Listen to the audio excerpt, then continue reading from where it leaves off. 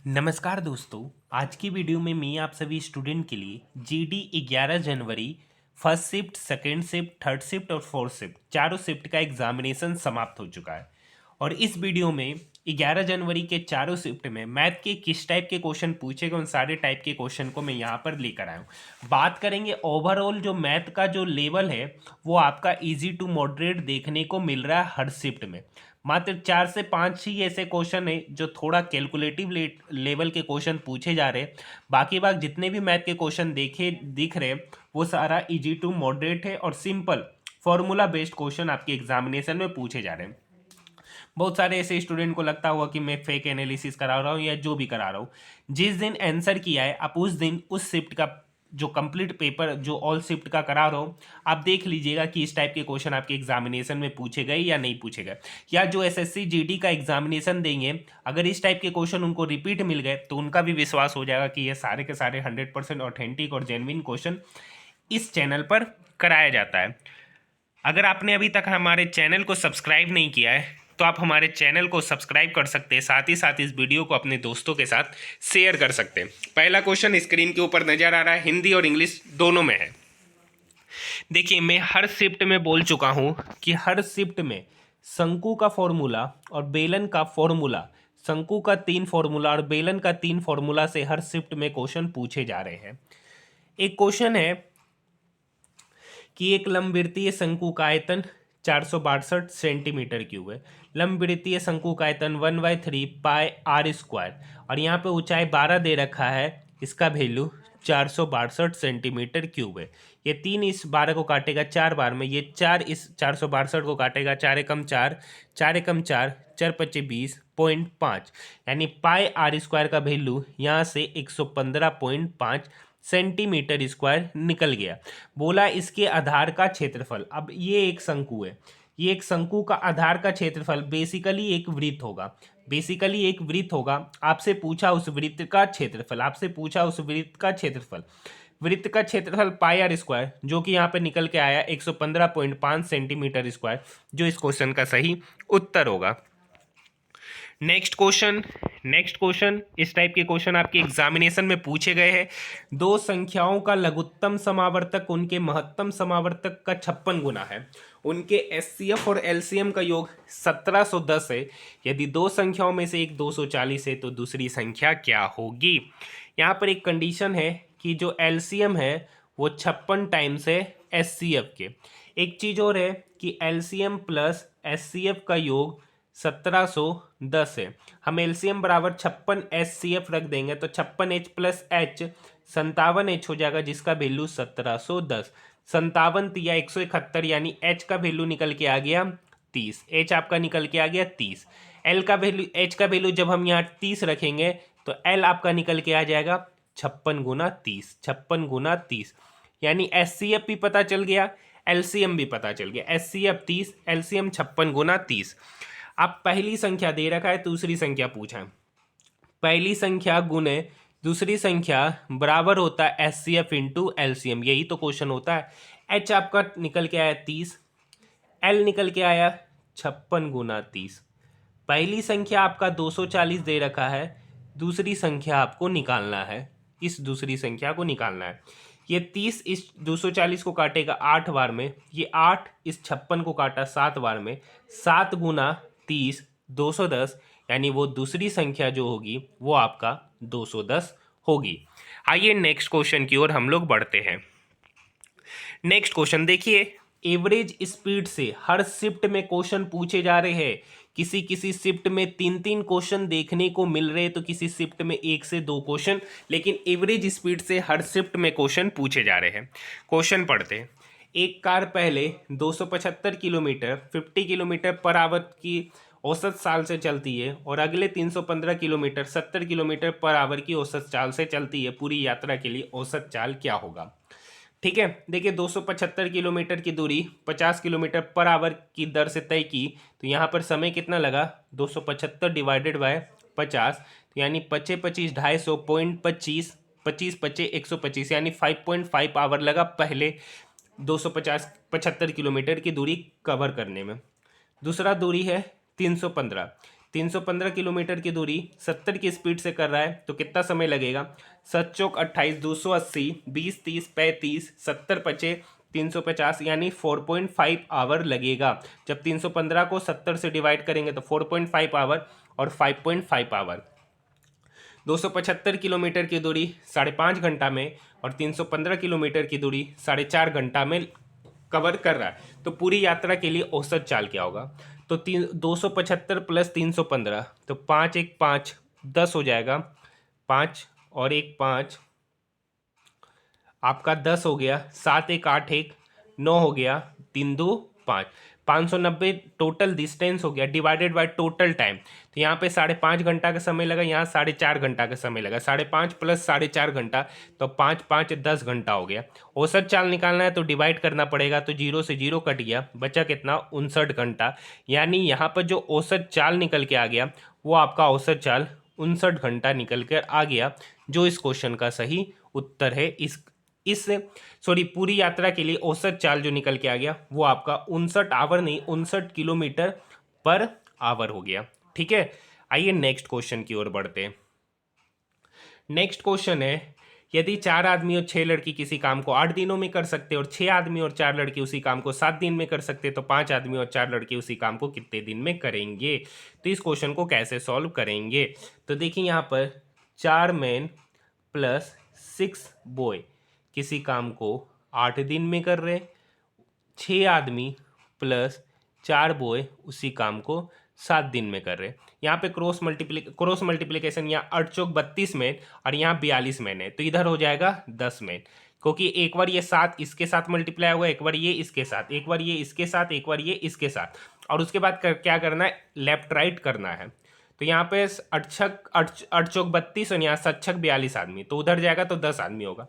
इधर हो गया 8 छक 48 बॉय, इधर हो गया 42 बॉय, 48 और 42 यानी 6 बॉय, यानी 10 मैन बराबर 6 बॉय, यानी ये 3, ये 8 चौक 32, 7 छक 42, तो 32 इधर 10 मैन, 8 छक 48 और 7 चौक 28, 8 छक 48 और 7 चौक 28, इधर होगा 20 बॉय, इधर होगा सॉरी यहाँ पर 20 बॉय, यहाँ पर कैलकुलेट कीजिएगा तो निकल के आएगा 20 बॉय बराबर 10 मैन। तो ये 0 से 0 कट गया, मैन की एफिशिएंसी पता चल गई 2, मैन की एफिशिएंसी पता चल गई 2 और बॉय की एफिशिएंसी पता चल गई 1। टोटल काम निकालना है। टोटल काम 4 आदमी प्लस 6 बॉय किसी काम को 8 दिन में कर रहे। एक आदमी की एफिशिएंसी 2, तो 4 आदमी की एफिशिएंसी हो गया 8, 8 प्लस 6 गुना 8, 8 6 14, 14 गुना 8, टोटल काम पता चल गया 14 गुना 8, टोटल काम पता चल गया 14 गुना 8। मल्टीप्लाई नहीं करेंगे क्योंकि कहीं ना कहीं काटना ही है। 5 आदमी प्लस 4 लड़के उसी काम को कितने दिन में करेंगे? एक आदमी की एफिशिएंसी 2, तो 5 आदमी की एफिशिएंसी कितना हो गया? 10, और एक लड़का के एफिशिएंसी 1, तो 4 लड़का के एफिशिएंसी कितना हो जाएगा? 4, तो 10 प्लस 4 14, तो ये 14 से 14 क्या हो गया? कट गया। 1 इंटू 8 कितना? 8, यानी 5 आदमी और 4 लड़के उस काम को कितना दिन में करेंगे? 8 दिन में करेंगे। तो आपको ये भी देखना है कि कहाँ आपको कैलकुलेशन करना है, कहाँ आपको कैलकुलेशन नहीं करना। अगर आप यहाँ पे लिखते हैं 14 ठीक क्या होता है, फिर उसको 14 से डिवाइड करते हैं तो आपका कैलकुलेशन ही होता। आइए नेक्स्ट क्वेश्चन की ओर बढ़ते हैं। देखिए कंपाउंड इंटरेस्ट से आपके एग्जामिनेशन में अच्छे क्वेश्चन पूछे जा रहे हैं। यदि ब्याज अर्धवार्षिक चक्रवृद्धि है तो किस दर प्रतिशत प्रतिवर्ष पे 14,400 की धनराशि बढ़कर 15,876 हो जाएगी?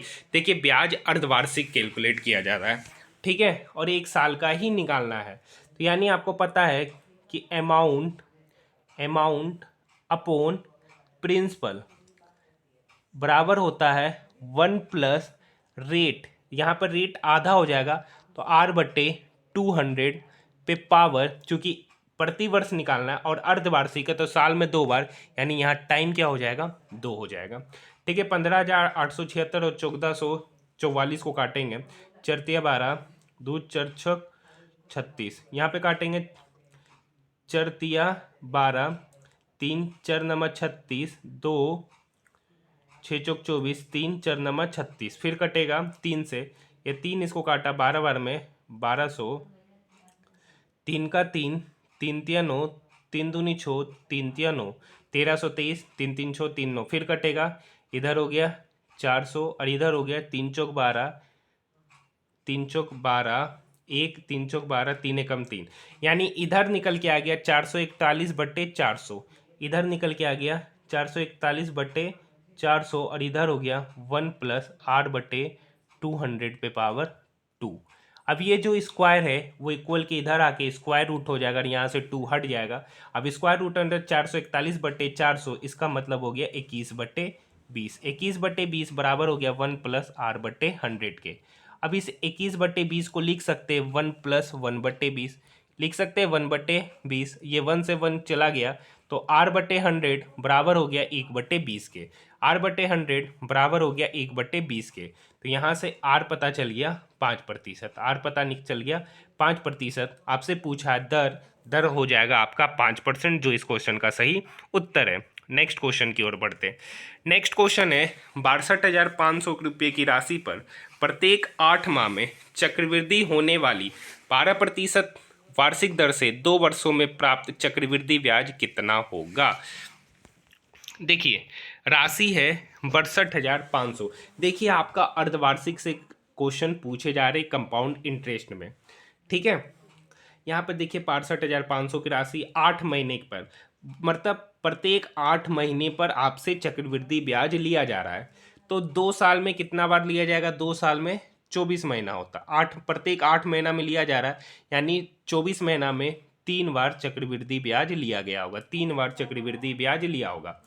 देखिए 12% प्रति वर्ष है, 12% प्रति वर्ष है, 8 महीना का निकालना है तो 8/12, यानी 8 महीना में जो रेट ऑफ इंटरेस्ट होगा वो आपका 8% का होगा।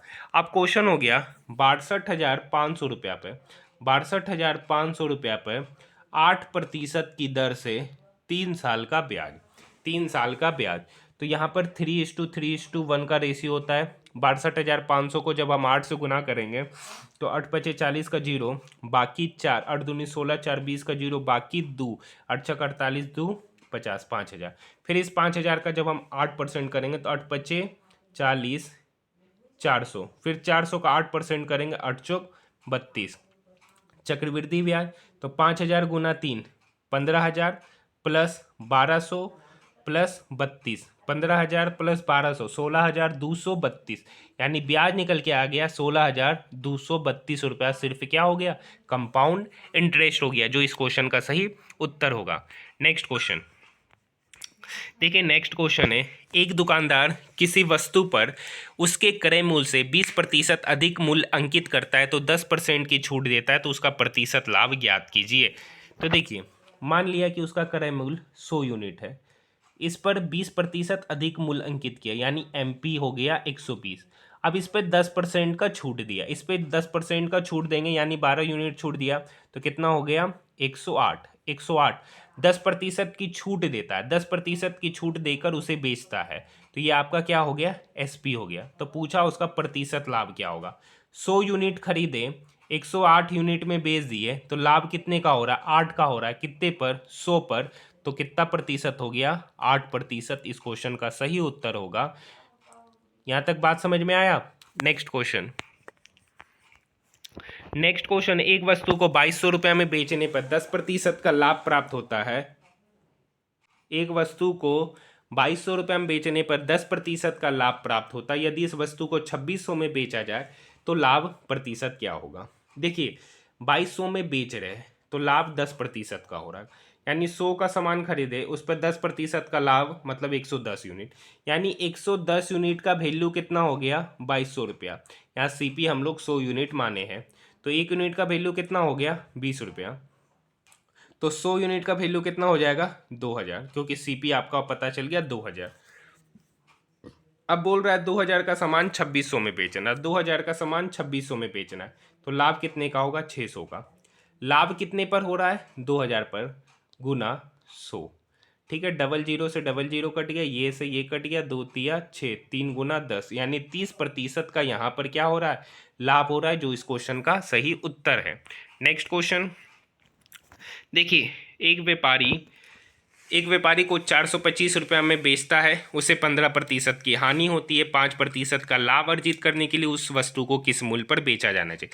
देखिए इस टाइप के क्वेश्चन आपके एग्जामिनेशन में पूछे जा रहे हैं। आपको लग रहा होगा कि मैं बहुत इजी क्वेश्चन ले रहा हूँ। मैं पहले भी बोल दिया हूँ कि पेपर का पैटर्न जो है वो काफ़ी ईजी टू मॉडरेट है और इजी टाइप के क्वेश्चन आपके एग्जामिनेशन में पूछे जा रहे हैं।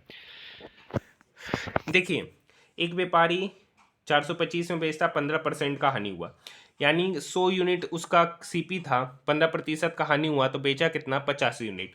इस 50 यूनिट का वैल्यू ही कितना दे रखा है, 425 दे रखा है। 25 25 8 25 40 नहीं, 8 7 56 नहीं, हाँ 5 बार में 25 25 8 हाँ ये 85 425 को 5 बार में काटेगा, यानी 1 यूनिट का वैल्यू कितना हो गया, 5 रुपया।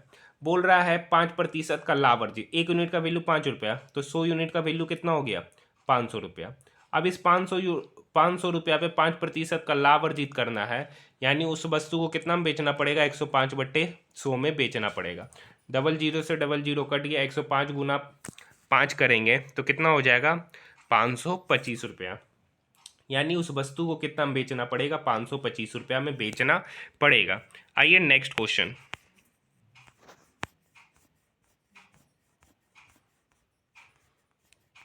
नेक्स्ट क्वेश्चन है एक लंब वृत्त का वक्र पृष्ठीय क्षेत्रफल।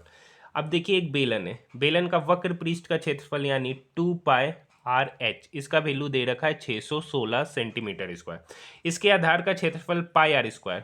आधार मतलब ये एक बेलन है, इसका आधार जो कि एक वृत्त होगा, यानी उस वृत्त का क्षेत्रफल πr², इसी का वैल्यू 38.5 दे रखा है। ये 11 तिया 33, 11 पचे 55, 2 बार में, ये 11 दूनी 22, यानी ऊपर हो गया 3.5, नीचे आएगा 10, 5 दूनी 10, 5 सत्ते 35, यानी यहाँ से r² बराबर हो गया 49/4, r² बराबर हो गया 49/4, तो यहाँ से r पता चल गया 7/2। एक दे रखा है 2 इंटू पाए, r का वैल्यू पता चल गया 7/2 और h इसी का वैल्यू दे रखा है 616। 7 से 7 कट गया, 2 से 2 कट गया, ये 22 इस 616 को 22 दूनी 44, 44 22 अठी 176, 28 बार में, यानी h यहाँ से आपको पता निकल के आ गया 28 सेंटीमीटर। h पता चल गया, r पता चल गया। पूछा है बेलन का आयतन।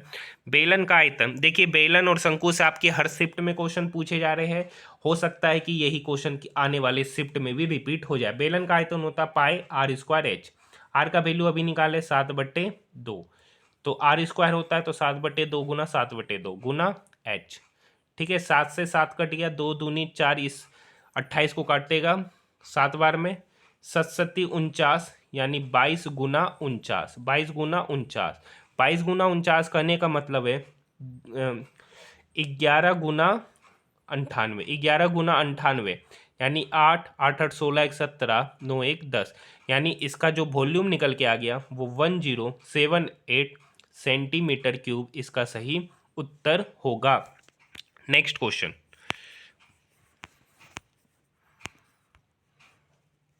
हाँ देखिए ये भी क्वेश्चन आज आपके एग्जामिनेशन में पूछे गए इस टाइप के क्वेश्चन।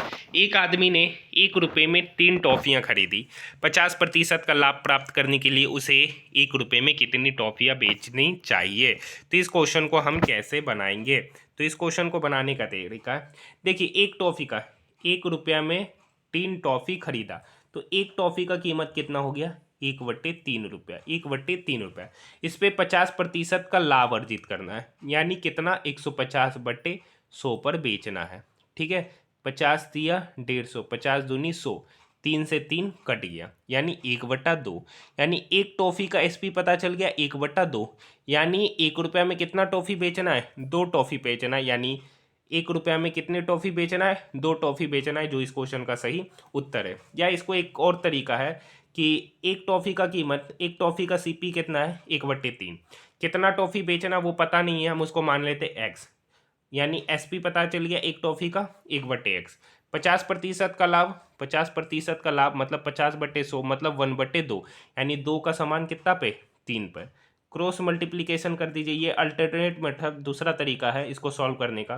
तो इधर हो गया 3/3 बराबर हो गया 2/x, 3 से 3 कट गया, ये x1 के तरफ, तो x बराबर कितना 2, यानी 1 रुपया में कितना टॉफ़ी बेचना है, 2 टॉफ़ी बेचना है। ये आपका दूसरा तरीका हो गया इस क्वेश्चन को सॉल्व करने का। नेक्स्ट क्वेश्चन, ये भी एक अच्छा क्वेश्चन है जो आज आपके एग्जामिनेशन में पूछा गया है। क्वेश्चन है कि प्याज की कीमत में 25% की वृद्धि होती है, जिसकी वजह से 200 रुपया में 5 केजी प्याज कम आता है। मान लेते हैं पहले प्याज 100 यूनिट था, अब उसका प्याज का रेट बढ़ गया 125 रुपया हो गया, 125 यूनिट हो गया। अब बताइए जब प्याज का रेट बढ़ गया, पहले 100 यूनिट में जितना केजी आता होगा अब 125 यूनिट में कम आएगा क्योंकि रेट बढ़ गया। यानी कितना यूनिट कम आएगा, 25 यूनिट कम आएगा। कितना यूनिट कम आएगा, 25 यूनिट। कितना में, 125 में। तो 25 बचे 125। यहाँ पे जो फ्रैक्शन वैल्यू निकल के आ गया वो आपका निकल के आ गया -1/5। फ्रैक्शन वैल्यू निकल के आ गया -1/5। नेक्स्ट स्टेप में चलेंगे, -1/5। अब ये क्या हो गया, कमी आया। अब यहाँ पे एक्चुअल में कितना केजी का कमी आया, 5 केजी प्याज का। यानी 1 यूनिट का वैल्यू पता चल गया 5 केजी। 1 यूनिट का वैल्यू पता चल गया 5 केजी। ये आपका ओरिजिनल है, तो 5 यूनिट का वैल्यू कितना होगा, 25 केजी। 5 यूनिट का वैल्यू कितना होगा, 25 केजी। आप 5 केजी कम खरीद रहा है तो आप 4 यूनिट खरीद रहा है। 5 यूनिट का वैल्यू 5 केजी, 4 यूनिट का वैल्यू कितना हो गया, 20 केजी। यानी वर्तमान में अभी कितना केजी आएगा, 20 केजी आएगा। अब पहले आ रहा था 25 केजी। 200 रुपया में करना है तो 200 डिवाइडेड बाय 25, 200 डिवाइडेड बाय 25, 8 रुपया पर केजी, 8 रुपया पर केजी। जब 20 केजी आ रहा है 200 रुपया में, तब 200 डिवाइडेड बाय 20, 200 डिवाइडेड बाय 20 तो 10 रुपया पर केजी, 10 रुपया पर केजी। यानी पहले प्याज का कीमत था 8 रुपया पर केजी, अब हो गया 10 रुपया पर केजी। क्वेश्चन पूछा मूल कीमत और वर्तमान कीमत का अंतर, मतलब दोनों का डिफरेंस। 10 - 8 कितना हो जाएगा, 2 रुपया पर केजी इस क्वेश्चन का सही उत्तर होगा। तो आज के लिए इतना ही, मिलते हैं हम लोग नेक्स्ट वीडियो में।